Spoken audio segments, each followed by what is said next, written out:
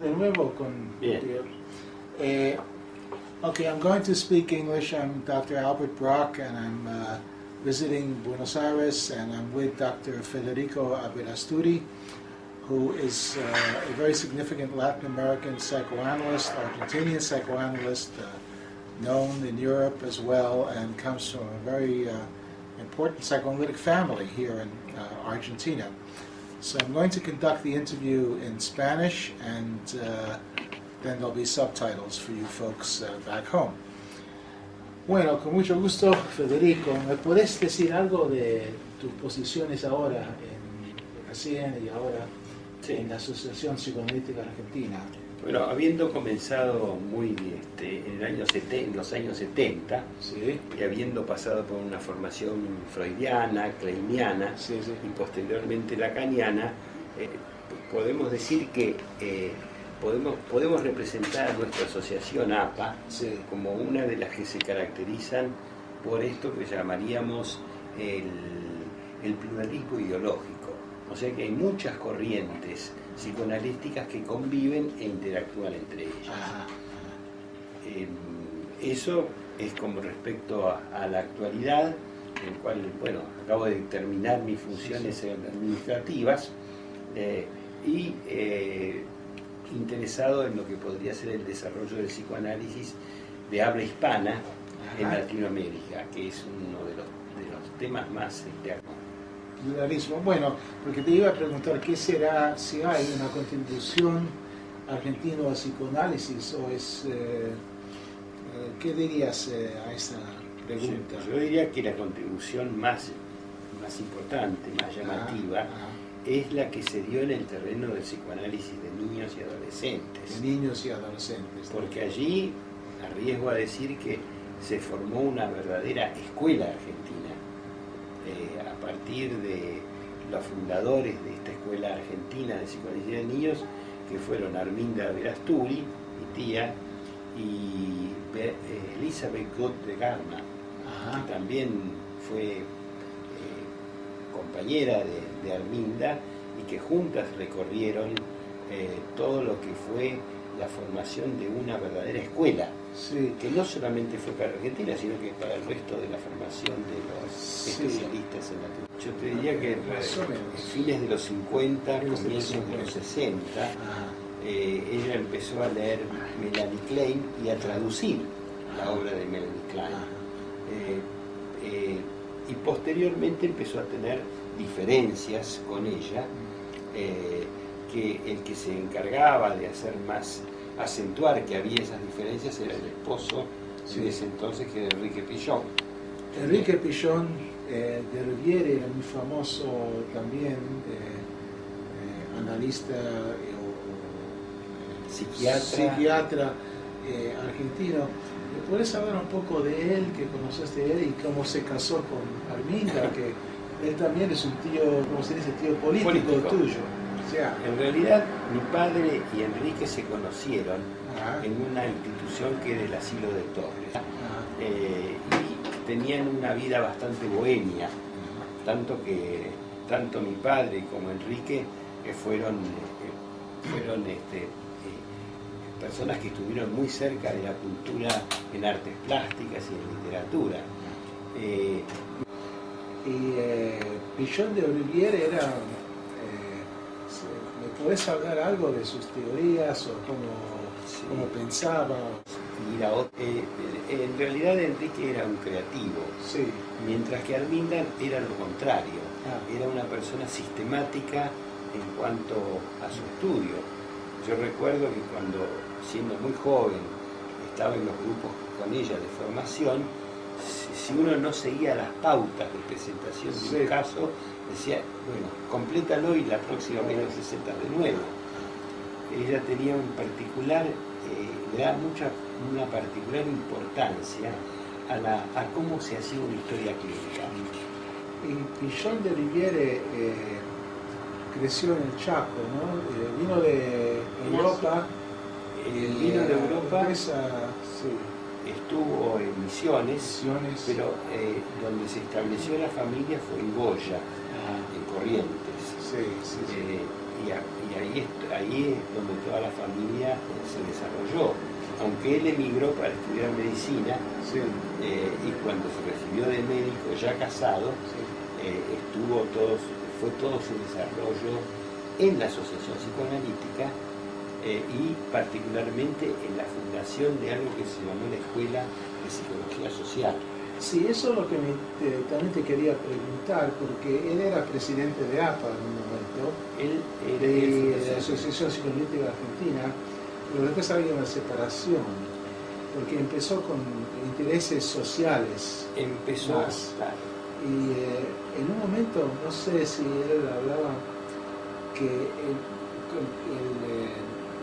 teniendo tantas diferentes raíces culturales, porque hasta hablaba guaraní, sí, y exactamente. después francés y guaraní, y Era después suizo. aprendió español, castellano en la No, escuela. no. Eso es lo que yo pensé, pero no sé si la verdad. No es tan así. Lo que es cierto es que en su infancia Sí. él conocía tanto el guaraní como el idioma castellano. Sí, y por eso te pregunto, con ese raíz, él puede ser un contribuidor que contribuyó a algo muy especial latinoamericano, argentino, porque por sus raíces y el entendimiento de varias diferentes tipos de gente. Bueno, sí, No en sé ese si sentido, cosas sociales, culturales, no sé, te pregunto si... aún hoy hay escuelas de psicología social. Sí. Y hay muchas personas importantes, Sí. especialmente las que luego formaron las escuelas lacanianas, porque Sí. él fue uno de los que introdujo en la Argentina, Ah, junto con Balón, las dos corrientes francesas Sí, que comenzaron a aparecer fueron Balón y Lacan. Por supuesto que fue un principio. Luego él conoció a Lacan, pero aún él no se convirtió en lacaniano para nada. ¿y cómo? Bueno, era la diferencia. ¿Vos sabés algo de ese cuento? El Pillon quedó más al lado de lo que era pues, su propio tipo de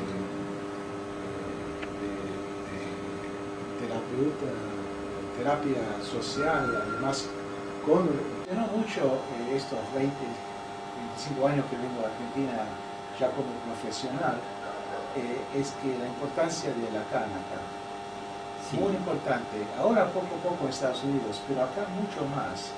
Es lo que veo, es la verdad, ¿o es así acá? No. Fue realmente importante. Sí. Creo que en ese sentido tuvo mucho que ver lo que promulgó la escuela de Pillon Ajá. y el empuje que le dio Willy Barayet. Pero después, a partir del año 74, con la visita de Serge Leclerc, sí se produjo una verdadera efervescencia. Primero acerca del estudio de Leclerc, y luego aparecieron todos los grupos lacanianos. ¿Es coincidencia por la gente que se conocían que había tanto interés en Lacan o era por una búsqueda de algo más significativo de Freud, Klein, etc.?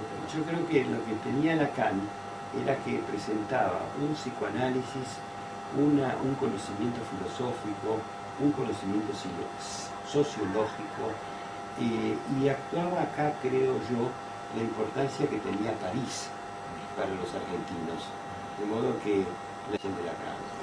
Y usted es un lacaniano, ¿no? No, Puede ser yo prefiero ser un lector de Lacan, un lector de Lacan. y que no es lo mismo que lacaniano. ¿Y cómo lo haces diferente? ¿Cómo Por lo ejemplo, pones? yo no practicaría el corte de sesión, Ah, bueno. ni corte de- practicaría, ni aceptaría una sesión corta. Bueno, sos un lacaniano con madurez, dice. No sería lacaniano, sería un lector, Un lector. porque también no renuncio a la lectura de otros, Sí. de otros escritores que me parecen Sí. valiosos. Sí, no, yo veo. Bueno, tengo otra pregunta, Federico. ¿Me podés decir algo también de la situación del psicoanalista durante la dictadura acá? ¿Se notaba una diferencia en la práctica o de veras no sé? Yo recuerdo que en esa época yo era candidato en la Asociación Psicoanalítica, me llamó la atención que el presidente me llamara y me preguntara si yo quería dar clases en Mar del Plata. Y yo me preguntaba a mí mismo, ¿por qué no van otros analistas más formados? Claro. Yo era recién un candidato. Y la razón era que evidentemente nadie quería ir porque tenía temor a que fuera mal visto por las autoridades, pero no fui. Entonces no había un ambiente paranoico entre el trabajo. No, yo sé que hubo algunas personas que desaparecieron, pero pienso que es porque tenían una actividad muy manifiesta. Pero si no había esa actividad dentro de la asociación, no hubo demasiados cambios. Por supuesto que eso fomentó que el analista mantuviese una neutralidad y que no tuviera manifestaciones dentro de la política. Claro, bueno, eso...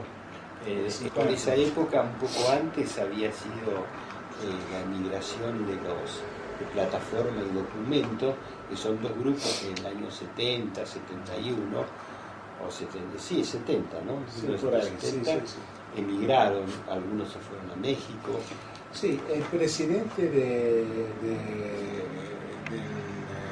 la Asociación de Perú es argentino, pero se fue para Perú. Nosotros lo encontramos en FEPAL. ¿Quién es? No me acuerdo el nombre. No es Saúl Peña, no es habla inglés muy bien.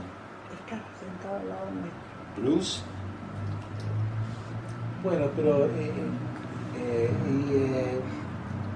había muchos que se fueron a otros lados. Y por eso antes te preguntaba si había analistas de raíces de Colombia, Perú, Brasil, sí, pienso. O fueron argentinos que fueron ahí y trajeron la palabra, qué sé yo. No creo. Creo que, por ejemplo, Uruguay tiene su propio desarrollo. Colombia, no olvidemos que durante mucho tiempo existieron franceses que estuvieron allí, y hay Rómulo Lander, por ejemplo, que fue uno de los presidentes. Cambio, confrontación. Sí, yo como alguien de afuera, pero que ya muchas veces estuve en APA, etcétera, me impresionó mucho que es muy integrado, hay de todo, hay Winnicott, Bowlby, todo, ya es muy internacional todo, puede ser, es la Brasil, o es el desarrollo personal de un instituto. Es una política institucional, porque una de las características desde hace bastantes años es que se han formado lo que se llaman los grupos de estudio de escuela francesa, de escuela de cada uno de los autores. Entonces, al existir, se fomenta ese estudio. Hay un grupo Ferber, hay un grupo Klein, hay un grupo Winnicott, un grupo Lacan, hay distintos grupos. Lo que no hay es un grupo Freud. Es interesante, no hay un grupo Freud, No, pero se todos, estudia Freud. todos, sí, Claro, sí. claro. No es lo mismo en otras asociaciones.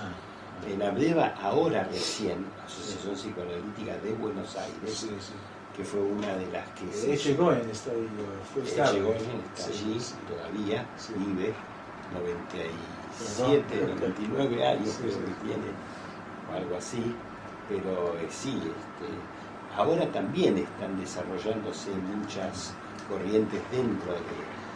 Porque una pregunta que de vez en cuando sale en Estados Unidos y estamos discutiendo mucho, ¿hay un análisis o muchos análisis? Hay muchos análisis. Bueno, agradezco Te agradezco a ti, Albert. Y hasta la próxima y con mucho gusto.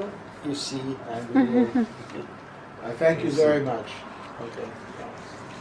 Está bien. A ver cómo salió y- All right. Hi, I'm Dr. Albert Brock, and I'm here with Dr. Nestor Goldstein, who is a very significant Argentine psychoanalyst as well as an internationally known analyst and former president of the Argentine Psychoanalytic Association. I'm going to be speaking to him in Spanish and asking him some questions for our discussion of Latin American psychoanalysis. Bueno, con mucho gusto, Néstor. Y empezamos, te pregunto un poquito de tus posiciones en el mundo analítico. Así es. Y acá en Argentina. ¿Me puedes...? Sí. Okay. Bueno, en los años 80, 90, Sí. ocupé varios cargos importantes en la Asociación Psicoanalítica Argentina. Fui presidente de la asociación durante 4 años. Fui director del Instituto de Psicoanálisis durante 6 años y fui presidente de FEPAL. FEPAL es la Federación Psicoanalítica de América Latina, entidad que fue creada por mí en el año 1980 y entre 1972 y 1974 se produjeron cambios muy importantes y la APA se dividió en 2 prácticamente. Ajá. Había un sector más conservador y sumamente adherido a las teorías de Melanie Klein y de Bion, y otro sector del que formábamos parte nosotros, que era el sector que promulgaba el pluralismo, o sea, la posibilidad de aprender y de enseñar distintos autores, distintas encuadres y teorías psicoanalíticas e interactuar entre ellos. Bueno, en esa puja de poder llegaron las elecciones y en esas elecciones ganamos nosotros por 1 voto.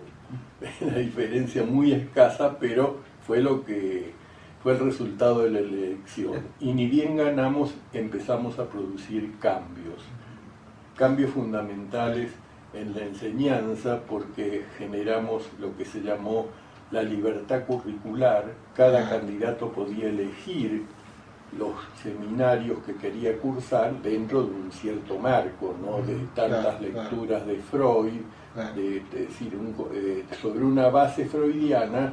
Después tenía una libertad para elegir los seminarios.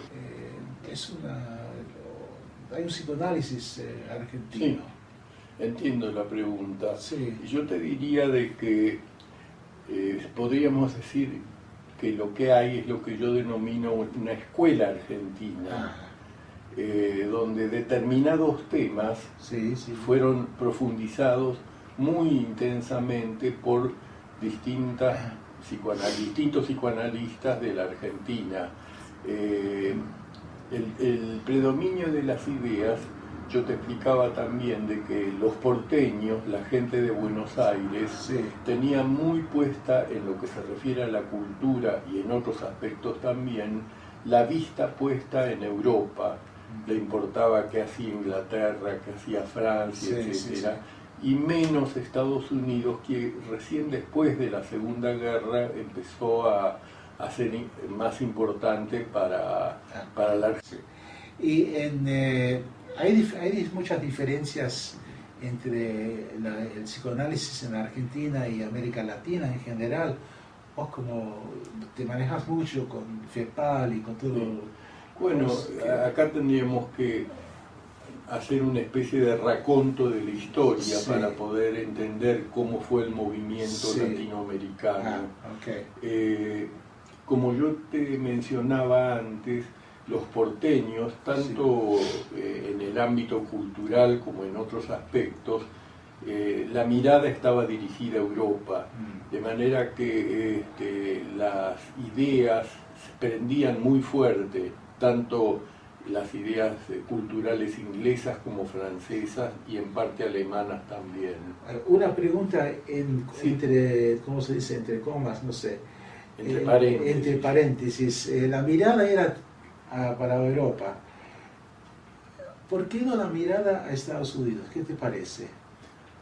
Se consideraba como que el análisis inglés, o por llamarlo de alguna manera, sobre todo las ideas kleinianas y en parte anafreudianas, aunque no tanto, y el análisis francés, con Lacan, antes de Lacan y después de Lacan, eran como más revolucionarias, eran tal vez las interpretaban, y se consideraba que las escuelas americanas eran más adaptativas, o sea que tendían a adaptar al individuo y no a hacer surgir su inconsciente, aunque fuera en contra de la adaptación al medio. Sí, es un interesante tema cultural, ¿Sí?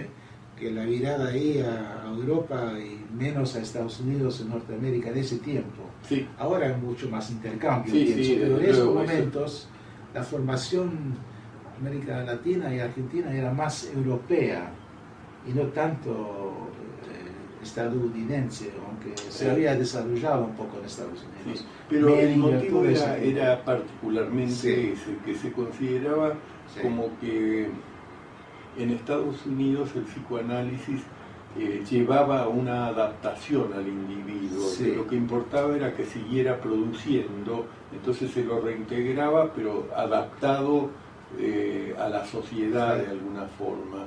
Sí. A tal punto que una broma que se corría Sí. en esos tiempos, Sí, no sí. ahora, era que Freud había dicho que había llevado a los Estados Unidos la peste. La peste, sí, ¿qué van a Y hacer con esta peste? Otros y acá se decía así, pero lo que no se dieron cuenta es que los americanos iban a hacer una hamburguesa Una hamburguesa con el peste. con las Muy ideas bueno, freudianas. muy bien, muy bien, muy bien. Es interesante esa parte, pero también todo lo que formó en Estados Unidos y la diferencia, pero esa actitud muy importante, porque eso sí es algo, la diferencia entre, de antes, entre Sí, los claro. americanos y los latinos americanos, especialmente los argentinos, mucho más europeo, y no quieren la hamburguesa. Aunque ahora a veces cuando se ve un poco de hamburguesa por acá también. También, Pero sí. muy buen, eso es muy bueno. Esa era la cambiando también. Sí. Hablaste de Lacan, yo te pregunté ayer, ¿sos un lacaniano? Porque es muy popular acá, un poco Estados Unidos ahora ya está más, se habla más de él a veces, Sí. pero acá había mucho más información y estudio. Sí, bueno, como te decía ayer. Albert, en un principio, bueno, y ahora en parte también, las ideas europeas prendían muy fuerte y a veces eran más fuertes que en el mismo lugar de origen. Creo que en este momento las ideas lacanianas son más fuertes acá que en Francia. Eso es algo muy interesante, porque muchas veces cuando uno saca algo del extranjero y lo toma para sí mismo, Sí. se hace más rígido. Eso Exactamente. pasó en Estados Unidos, que los freudianos de Estados Unidos eran más freudianos que los freudianos de Sí. Europa, con Exacto. muchas reglas, mucho de esto y esto. Hay un refrán que dice más papista que el Papa. Exacto, exacto. Se vuelve. Nosotros- Y acá, por ejemplo, las teorías kleinianas, las Sí. que llevaba sobre todo la Sí. gente que después formó Abdeva, Sí. eran mucho más estructuradas y más rígidas que las de la propia Melanie Klein, ¿no? Sí. Pero, sigo con dos otras preguntas. Primero, la de la segunda dictadura acá. Yo te pregunté ayer, influyó mucho el análisis y me hablaste de algo que yo ni sabía, que habías hecho terapia grupal en Así un es, sí. momento. Te La segunda vuelvo a dictadura. comentar entonces de que, Sí. digamos, antes de la dictadura militar, que fue en el año 74, Por ahí, sí, hasta el que- 82, sí. sí, entre el 72 y 74, yo trabajé mucho con grupos terapéuticos, era miembro de la Sociedad Argentina de Psicoterapia de Grupo, y tenía 4 grupos terapéuticos que cada uno tenían 8 o 9 personas, ¿no? Y 2 veces por semana.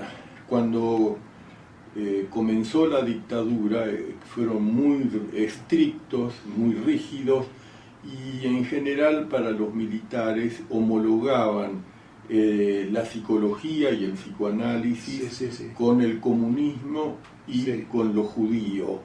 O sea, eran 3 elementos que para ellos condensados. eran condensados. Bastaba que uno tuviera uno de ellos para que ya podía llegar a estar perseguido por la dictadura.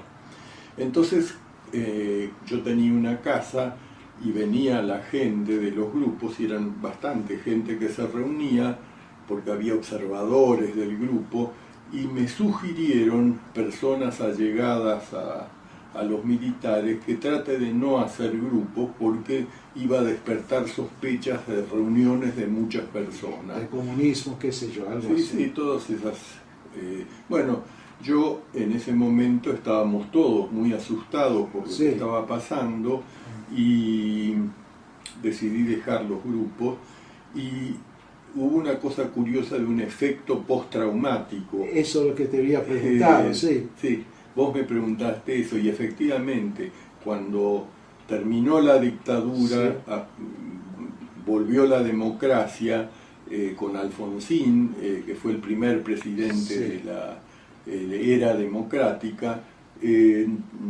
Entonces, mucha gente que había hecho grupos terapéuticos no los volvió a hacer, quedó como un efecto residual. Se daban más racionalizaciones, explicaciones, pero que en realidad yo creo que el efecto postraumático de la situación militar quedó en nosotros y ya no volvimos a hacer más grupos terapéuticos. Es interesante porque puede ser que acá también hay un efecto cultural que también entra en el inconsciente y se mezcla con fantasías de persecución, y eso hace menos confort con cosas grupales, aunque sean analíticos. En Estados Unidos hay más grupos analíticos, no solamente grupos terapéuticos, pero... Se me ocurrió de que en mis seminarios, en la Asociación Psicoanalítica con los candidatos, se me ocurrió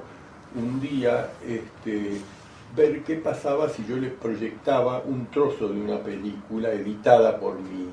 Y para sorpresa de mi parte, fue casi como una revolución, les encantó, participaron mucho más, tomaban ese material de la película como si fuera un paciente que se estaba supervisando, y lo hacían con mucha libertad, pero además con un valor agregado vivencial, que es el que otorgaba la imagen. Sí, claro, en vez de hablar de un paciente que uno tiene y ahí lo ven y pueden leer todos la juntos. imagen. Claro.